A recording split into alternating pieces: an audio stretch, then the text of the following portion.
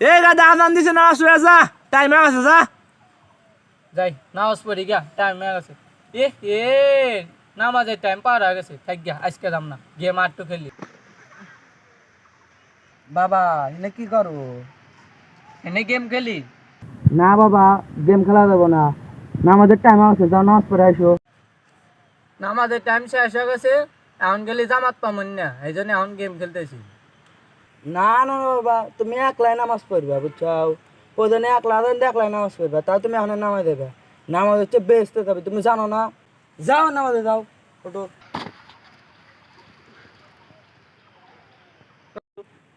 বুড়ার কথা হই না নামাজ পড়ে যাবে, নামাজ পড়বে কিন্তু যা যাবে না বাবা।